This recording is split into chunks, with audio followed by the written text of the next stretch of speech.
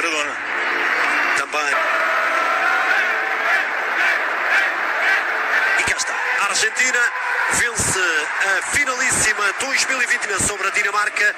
Depois deixou de existir, regressou este ano.